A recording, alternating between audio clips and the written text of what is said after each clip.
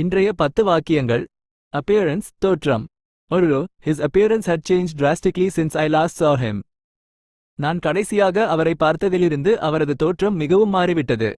2. She was concerned about her appearance. அவள் தனது தோற்றத்தை பற்றி கவலைப்பட்டாள்.